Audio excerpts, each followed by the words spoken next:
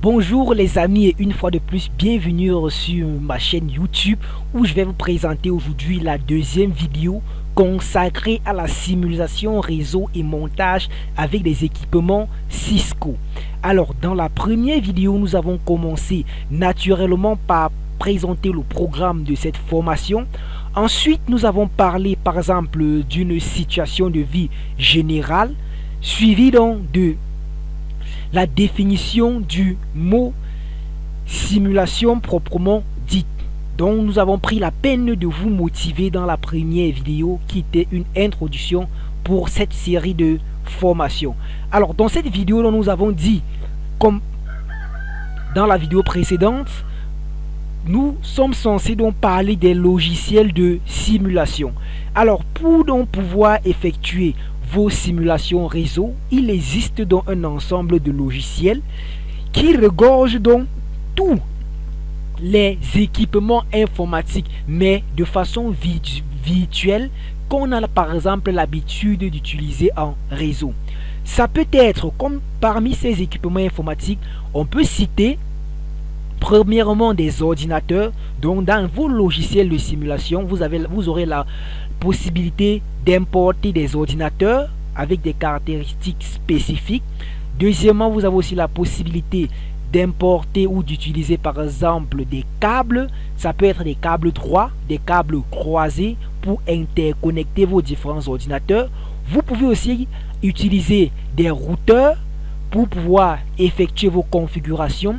Aussi des switches pour pouvoir importer des switches pour effectuer les configurations, bon, ou encore même des hubs, pourquoi ne pas.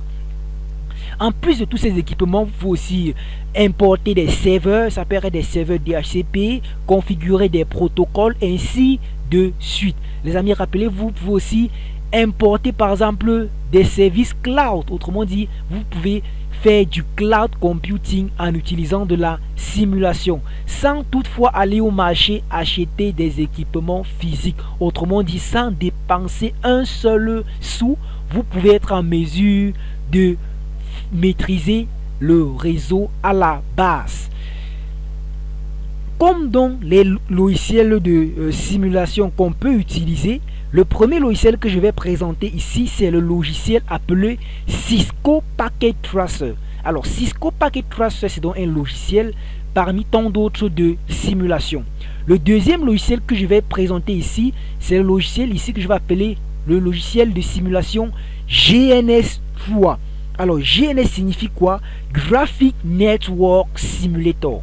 Alors nous allons nous arrêter ainsi dans la présentation des logiciels de simulation, tout simplement parce que les deux logiciels que je viens de présenter, vous avez la possibilité de les utiliser gratuitement.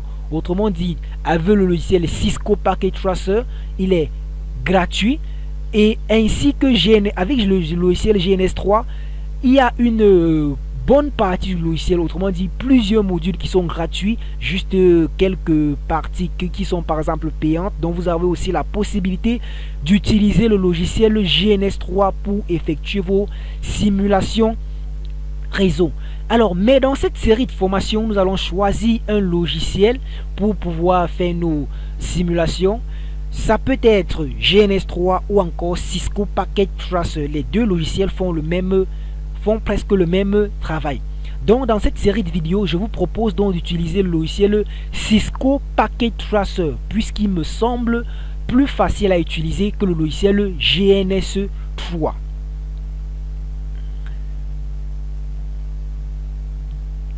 Donc nous allons rapidement arrêter la présentation et montrer la procédure d'installation du logiciel Packet Tracer en question.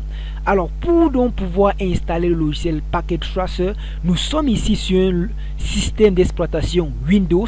Je commence d'abord par rappeler que le logiciel Cisco Packet Tracer est un logiciel multiplateforme. Vous avez donc la possibilité de l'utiliser sur des systèmes Windows et aussi sur des systèmes d'exploitation de type Linux ou encore sur des distributions Linux. Que vous soyez donc sur Windows ou sur Linux, les gars, vous pouvez donc installer le logiciel Cisco Packet Tracer et suivre entièrement cette série de vidéos.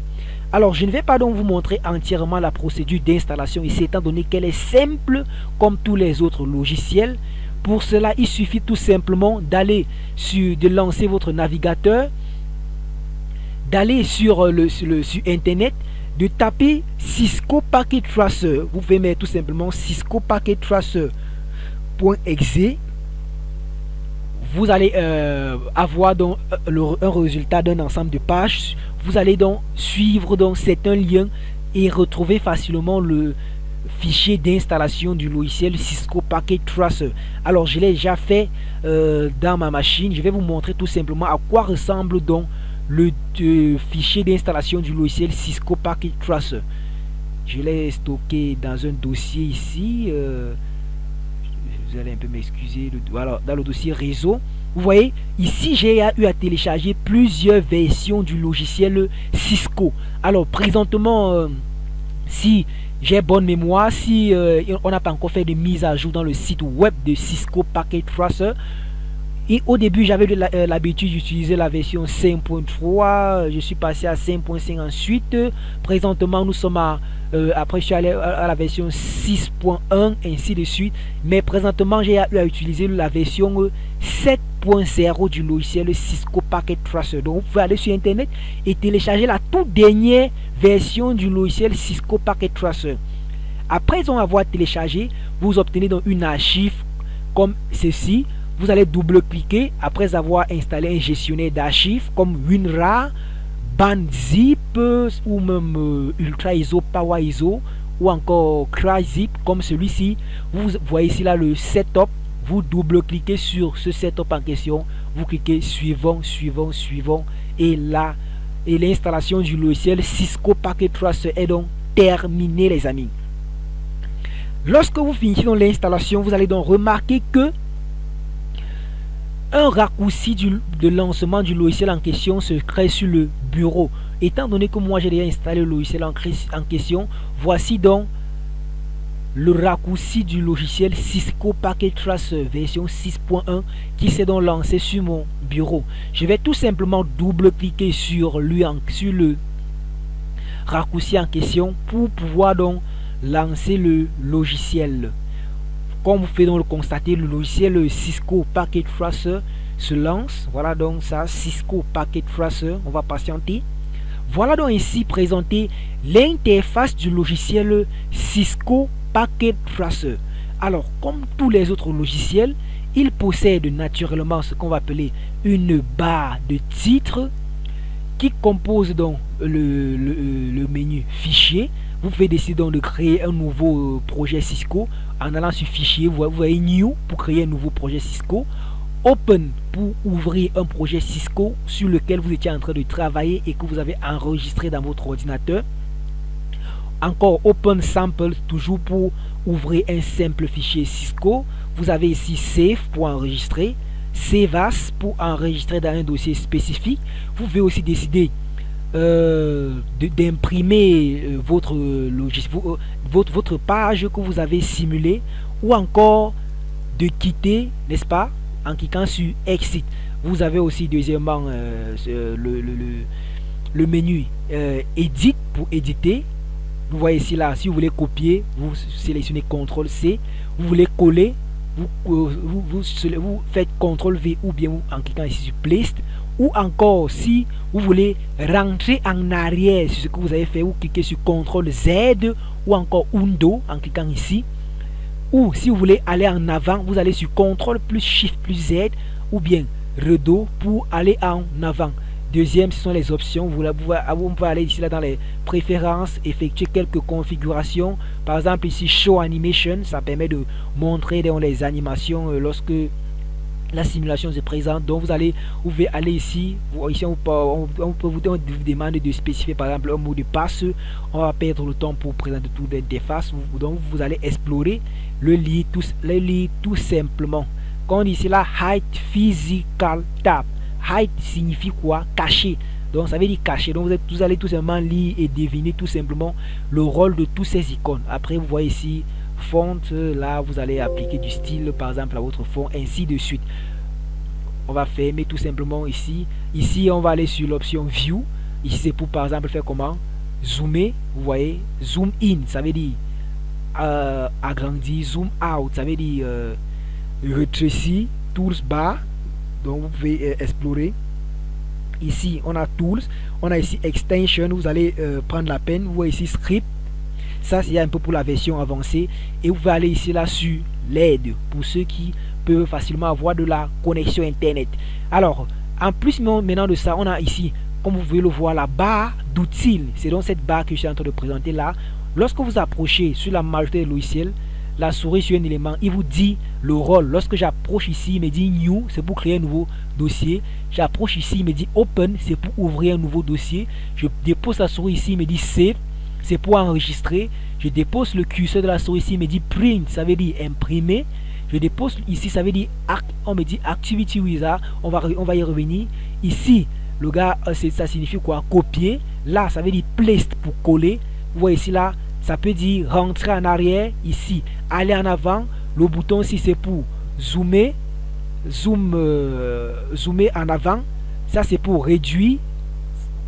Ça c'est pour zoomer maintenant en arrière. Ça c'est maintenant pour une palette pour pouvoir configurer. Et le dernier, si on va y revenir les amis. Alors je viens donc de vous présenter la barre d'outils de ce logiciel. Comme là, ici vous voyez en bas là, ça va naturellement s'adapter en fonction des éléments qu'on va cliquer. Et lorsque vous regardez ici à gauche les amis, ici on va donc explorer tous les éléments qui se présentent ici à droite, autant pour moi, lorsqu'on serait en train de faire nos simulations. Revenons donc présenter dans les éléments qui se trouvent ici en bas. Tous les éléments, les outils que vous trouvez ici en bas permettent de faire quoi? D'importer par exemple des éléments Cisco. Autrement dit, vous pouvez donc importer des ordinateurs, des switches, des routeurs à votre projet en utilisant tous ces liens. Par exemple, si je veux importer un ordinateur, je vais venir tout simplement ici, cliquer ici sur quoi? End device. Lorsque vous voyez ici, tous les équipements d'ordinateurs vont venir là. On a ici par exemple Generic pour les ordinateurs que vous voyez là, c'est pour les PC. Ça là aussi, on a ici, ça c'est pour les laptops. Ceci c'est pour les serveurs, ainsi de suite. Voilà pour les iPhones. Voilà pour les télévisions, pour carte TV. Là on a pour les smartphones. Ça c'est pour les snipers, ainsi de suite. Donc tous les équipements que vous voyez en réseau informatique, vous avez la possibilité de les importer. Deuxième type d'élément qu'on peut récupérer, on peut cliquer ici, ça c'est pourquoi Network Device. Lorsque vous cliquez donc sur Network Device, vous avez la possibilité d'importer quoi? Des routeurs. Lorsque j'approche là, on me dit routeur, je clique, ça sont des routeurs. Donc en fonction des caractéristiques, pour ceux qui ont déjà eu à maîtriser la notion par exemple de routeur, il y a plusieurs types de routeurs en fonction par exemple des ports et aussi de la portée du réseau. Lorsque je viens là, on me parle de quoi? Des switches. Voilà les différents switches que je peux avoir.